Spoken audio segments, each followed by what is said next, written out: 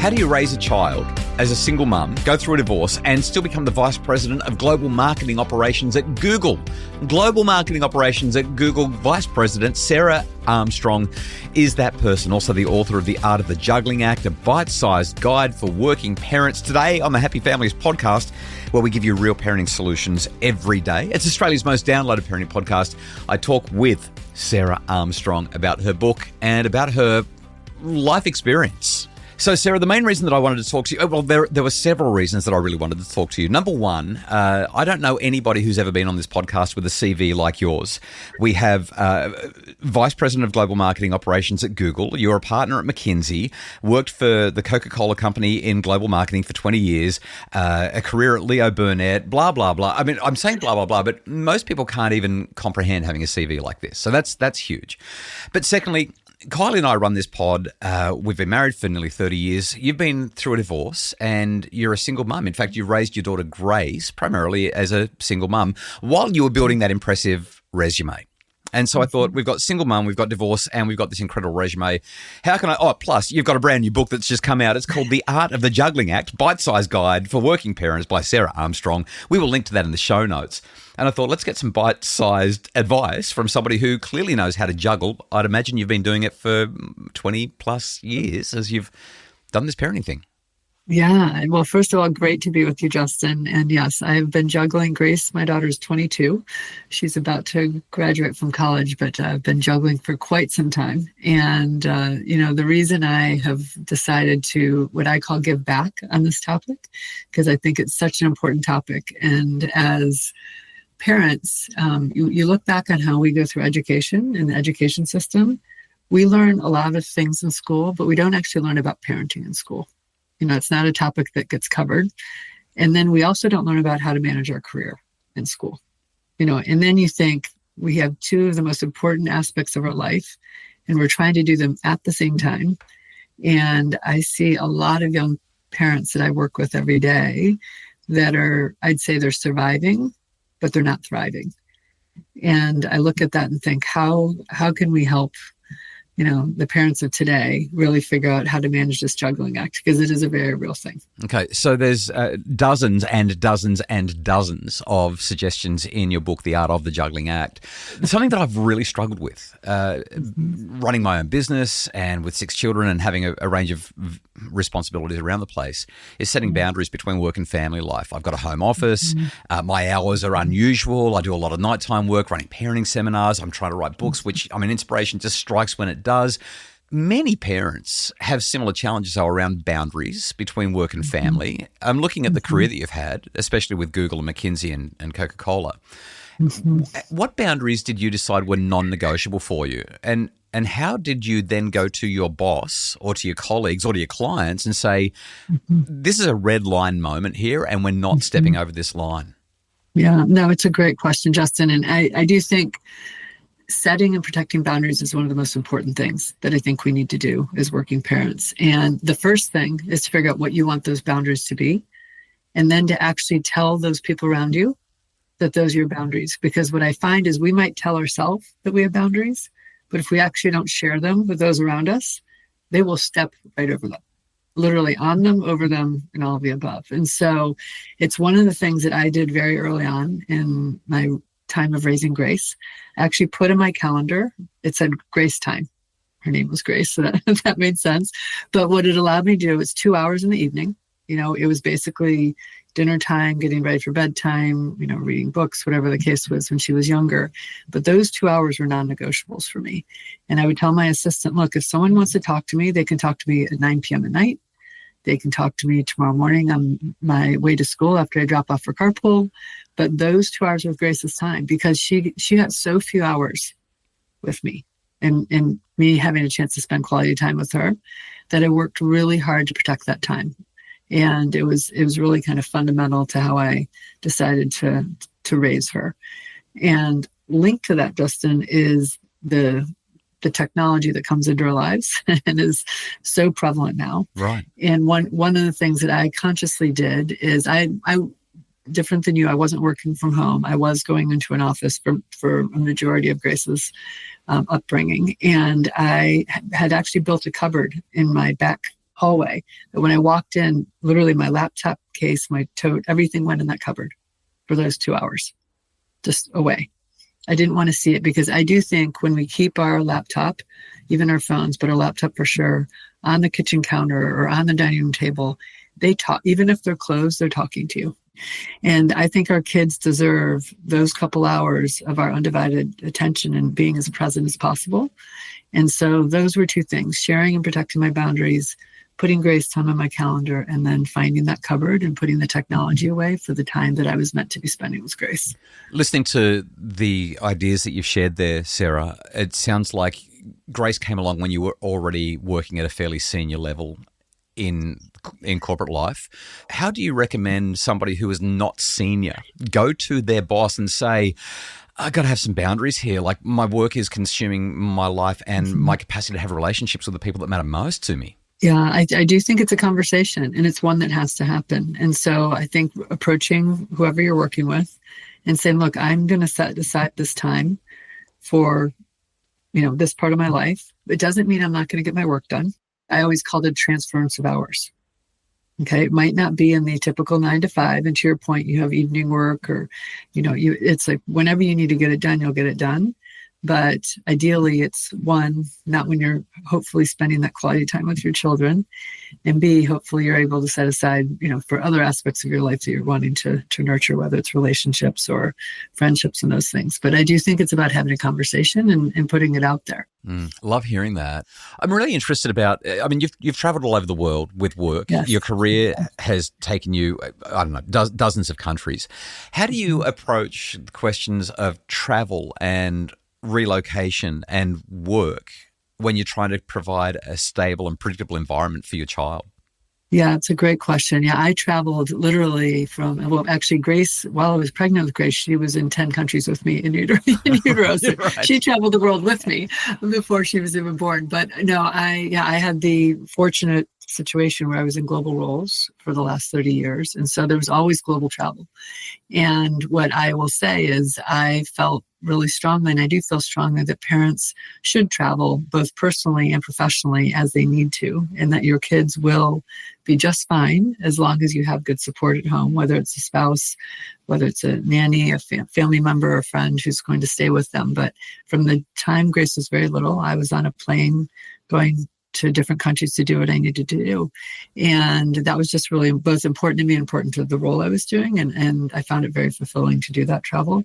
But it also, I will tell you, Justin, it made Grace really have such a global view, in raising her and understanding that we live in I always told her we live in a very small world, Grace. It's a very small world, and you can, go and see it when, over the course of years. But I also, interestingly enough, even when I wasn't traveling, I was bringing a lot of my colleagues that would come into town to our house for dinner, because I wanted Grace to meet people from around the world and meet my colleagues in a way that also, so it wasn't that mom was just going to travel and it didn't have any context. I wanted her to see kind of names and faces, understand there were people behind that travel that I was connecting with, and we're both colleagues and friends.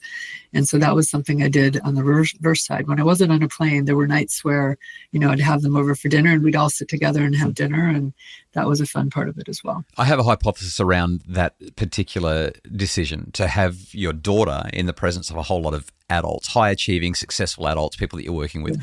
My hypothesis is as follows, or my thesis, my idea is as follows. We allow our children to spend too much time with their peers, particularly in unsupervised, unmonitored ways, and their peers are not usually going to be great role models. They're not going to give them something to aspire to or look towards, or they're not typically going to be somebody that they can learn from. My preference very much as my children sometimes resist it, is that I want them to be sitting at the table with the adults. I want them to be surrounded by people who are thinking about bigger questions, who are working towards solving bigger problems. I want them to be around people who can be role models and examples of what it is to live a healthy and successful life. Do you have any pushback to that? Do you think that kids should be allowed to hide in the corner with their buddies, or do you think that bring them in is a great idea? Oh, I'm a big believer in bringing them in. I think into the conversation, into meeting people again from different parts of the world and different cultures and different backgrounds. And I think Grace learns something from each of those people. And to this day, those are friends of ours. I say I have a family of friends around the world, and and they all know Grace, and Grace knows them. And I think that bringing your kids into those conversations at an early enough age where they feel that they can be part of the conversation, I think it's one of the best gifts you can give them, actually. Is to, because there's a confidence that children get from talking to adults. And then if you're talking to adults from various parts of the world, it's a next level, I think, in terms of that kind of maturity that you'll see in them over the course of time.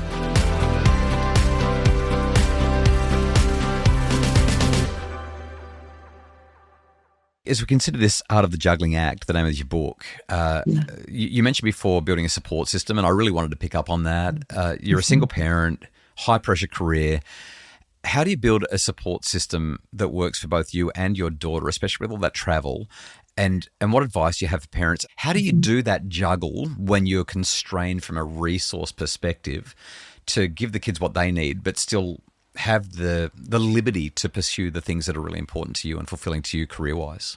Yeah, it's a great question. And yes, I think there's a lot of different ways to find support. And I always say that I was fortunate. We did have, first of all, I had a very supportive husband and then ex-husband, and he and I co-parented Grace over the years of her childhood. But I also had friends and neighbors that were, part of that support system. My family lived out of town, so we did not have the ability to lean on them as maybe some would have an opportunity to. But I think it's looking around within your community and figuring out what is the right support network. It could be a daycare. There's lots of different ways to find that support. But it is, I think, fundamental as a working parent to figure out what is it you think you need and be okay with the fact that you're going to need help. This is not something you're expected to do by yourself. Yeah, it really isn't. I mean, there's a lot to take on. And so I was always very conscious of the fact that it wasn't just going to be, me raising Grace, that I needed help. And so, I really leaned on a lot of different people in many different ways. And I say that I had a wonderful group of working mom friends, but quite honestly, they were doing their own juggling act. And I had some really close stay-at-home mom friends. And they were the ones that, when Grace needed to be picked up at school and, I was in London or whatever the case, they were the ones that said, I've got her, no problem, don't worry. And so I think that's something, just knowing you have a group of people there for you, but it can come in various shapes and forms and in different relationships. It's just a matter of you figuring out what you think you need and then having that conversation of the expectation that you are going to lean on them. This career, Sarah, so much time has to be spent away from your daughter. So much time has to be spent at the office. There are so many priorities. And I know you've got your no-go zones, you've got your boundaries, you've got this. This is not to be touched. I get that you prioritize that. But one of the things that I hear all the time, I see it on Instagram, I see it on Facebook, I see it on TikTok, is just the mum guilt. The feeling that I'm not doing enough at home, I'm not doing enough at work, I'm letting everybody down. Did you ever experience that? Did you ever have any sort of imposter syndrome around being a parent? How do you manage that? What advice would you give for parents who are caught up in the whole mum guilt cycle? Yeah, well, it is a very real thing. Mom guilt. I joke that I was raised Catholic, so it's also it's like doubly prevalent. But no, one of the things I think is important as a mom or as a working parent is, first and foremost, when you have made the decision to have children, and then you also, in fairness, most likely need to work, and then you're trying to juggle both, you have to realize that I have a saying that I used to tell myself, and it was, I'm doing the best I can.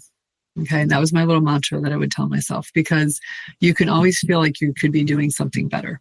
You could be doing something better at work. You could be doing something better in terms of showing up for your children or whatever the case may be. But I would just say, and I would even say to Grace, Mom's doing the best I can.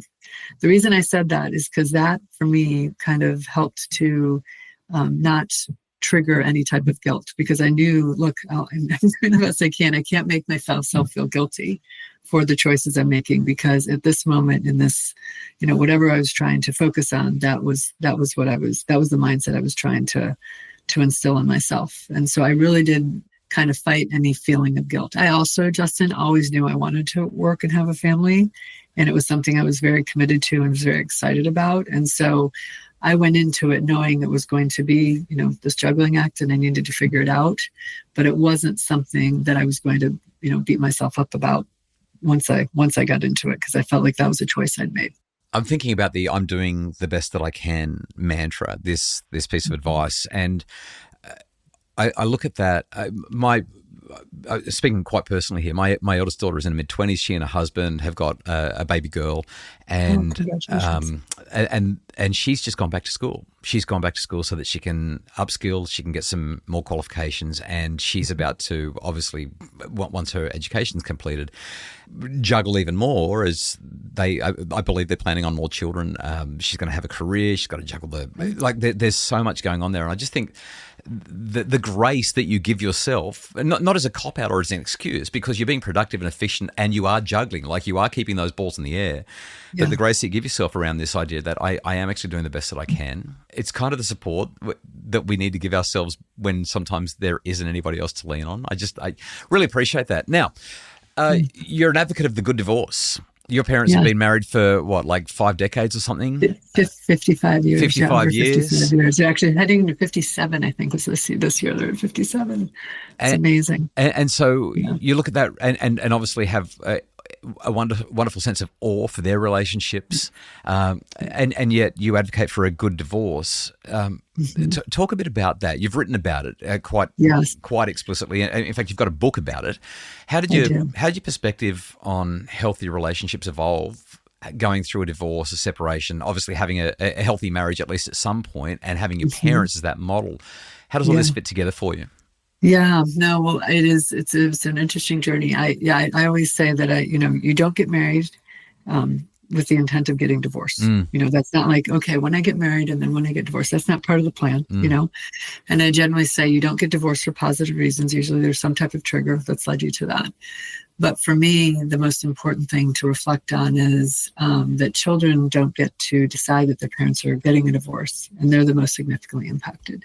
And to your point, Justin, my parents were married for 57 years. They've been so happily married, but I saw some very ugly divorces among their friend group growing up.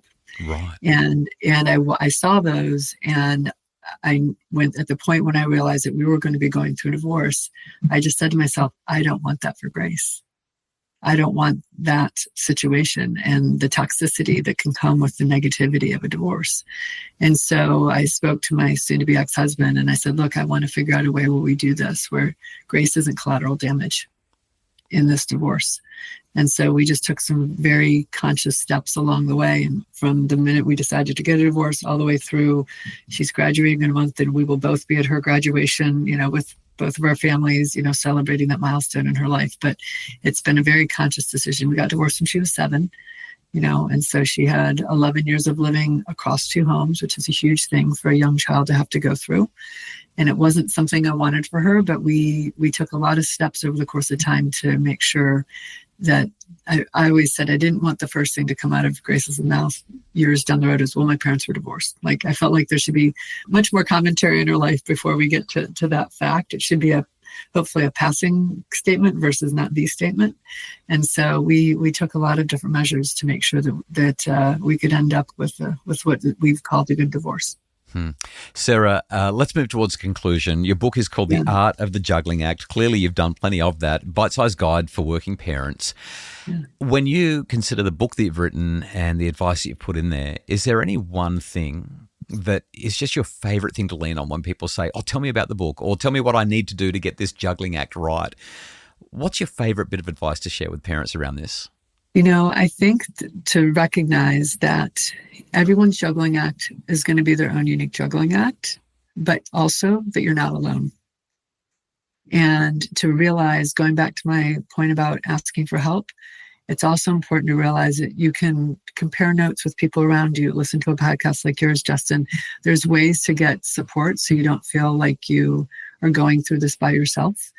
And that is something that we're all trying to figure out, but it's taking pieces from various sources and ways of support to then figure out how you want to manage your juggling act. I think it's one of the hardest things to realize is sometimes you feel like you're just in it and you can't really lift your head up and look around to see how you can get some help, some points of inspiration, and maybe change some ways that you're doing things. But that's probably the thing that I'd say is kind of fundamental to this whole thing. Sarah Armstrong, thank you so much for taking time out of your day to spend time with us on the Happy Families podcast. Thank you so much for having me, Justin. Great to spend time with you. Sarah Armstrong is the author of The Art of the Juggling Act, a bite-sized guide for working parents, the Vice President of Global Marketing Operations at Google, and the proud mum of Grace, who is, as you heard, finishing off her university degree, finishing up at college, getting on with being an adult herself. Thank you so much for listening to the Happy Families podcast. Really hope that it helps you in the decisions that you're making and gives you the practical bite-sized advice that you need to guide your family to flourishing. The Happy Families podcast is produced by Justin Rulon from Bridge Media. If you would like more information and more advice, more help to make your family happier, visit us at happyfamilies.com.au.